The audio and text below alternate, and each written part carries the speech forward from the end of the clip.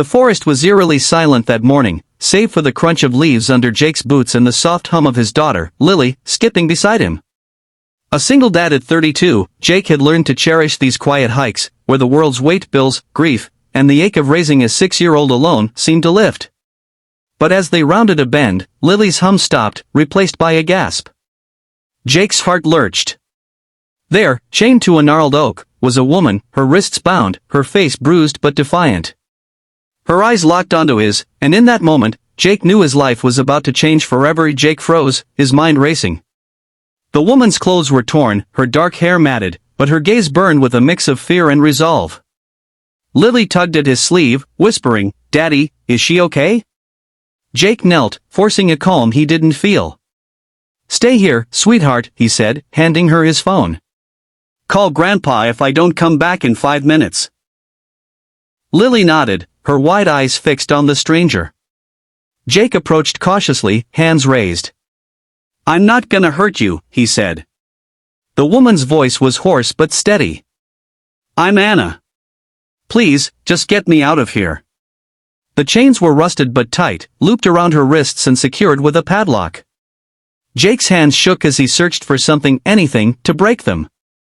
"Who did this to you?" he asked, scanning the trees for danger. Anna's jaw tightened. "My ex. He's unhinged. Thought chaining me here would teach me a lesson." Jake's stomach churned. He'd seen enough news stories to know men like that didn't stop at lessons. Using a rock, he smashed at the lock, his arms burning with effort. Finally, it snapped open, and Anna collapsed against the tree, rubbing her raw wrists. Jake helped her stand, but the relief was short-lived. Anna's eyes darted to the path. "He's still out there," she whispered. "He said he'd come back." Jake's heart pounded. He wasn't a fighter. His calloused hands were from carpentry, not combat, but he couldn't leave her. "Come with us," he said, glancing at Lily, who clutched his phone like a lifeline. Anna hesitated, then nodded. They moved quickly, Jake carrying Lily while Anna limped beside them, her strength fading with each step of the hike. Back to Jake's truck felt endless. Every snapped twig made them flinch, and Anna's story spilled out in fragments. She'd been on the run from her ex, Mark, 4 months. He'd tracked her to this small town, lured her into the woods with a fake plea for closure, then chained her up. "He said if he couldn't have me, no one would," she murmured, her voice breaking.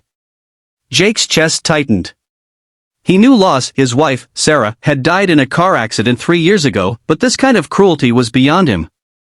He squeezed Lily's hand, vowing to keep them all safe. At the truck, Jake's relief was cut short by the roar of an engine. A black SUV screeched into the clearing, and a man, Mark, leaped out, his face twisted with rage.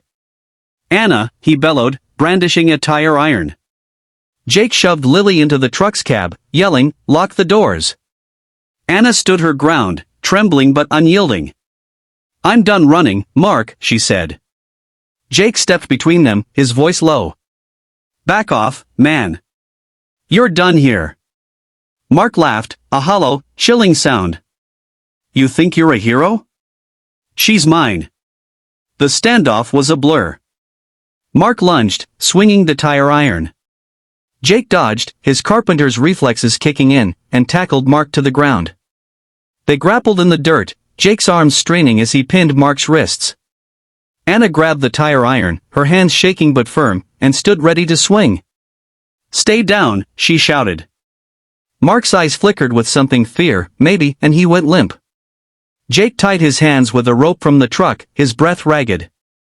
Lily, watching from the window, sobbed quietly as the police arrived soon after, sirens cutting through the tension.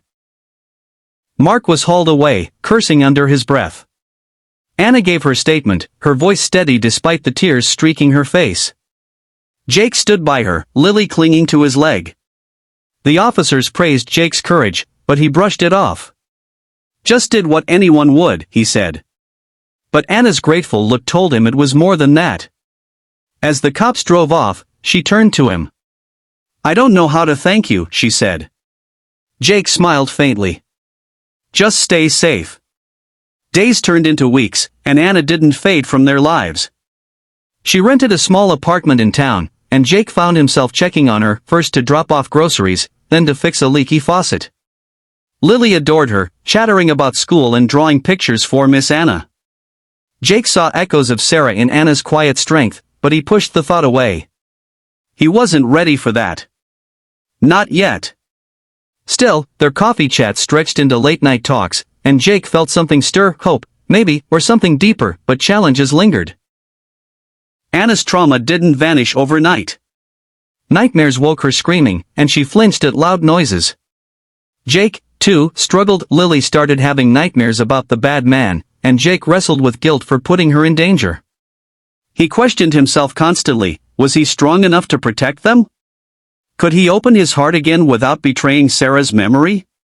Anna faced her own battles, rebuilding her confidence while fearing Mark's release on bail.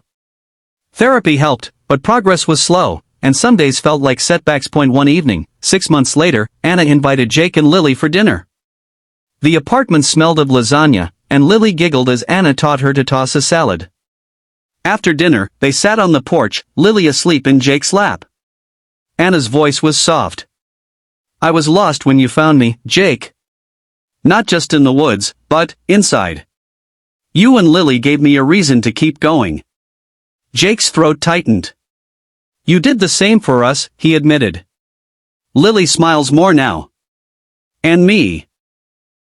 I'm starting to believe in second chances. Their bond grew, tentative but real. Anna started a job at the local library, her love of books a quiet triumph. Jake took on bigger carpentry projects, his confidence bolstered by Anna's encouragement. Lily's nightmares faded, replaced by dreams of a big family. But the biggest challenge came when Mark's trial loomed. Anna had to testify, and the thought of facing him again made her sick. Jake went with her to court, holding her hand as she recounted every detail. When the guilty verdict came, 7 years for kidnapping and assault, Anna wept, not from fear but from relief. The story didn't end with a wedding or a neat bow. Jake and Anna took their time, building a relationship grounded in trust and shared scars. They faced practical hurdles, balancing work, parenting, and Anna's ongoing healing, but tackled them together. Jake learned to let go of guilt, realizing Sarah would want him to live fully. Anna found strength in vulnerability, her laughter brighter each day. Lily, ever the glue, declared them a team, her drawings now featuring 3 stick figures holding hands. By the next summer, they stood in the same forest, not far from that fateful tree. It was a picnic, nothing grand, but Lily's giggles and Anna's easy smile felt like a miracle. Jake looked at them, his heart full. Life hadn't been easy, but it was theirs, messy, beautiful, and worth fighting for. The message was clear: courage isn't just in the big moments, like facing a monster in the woods. It's in the quiet ones, choosing to heal, to trust, to love again.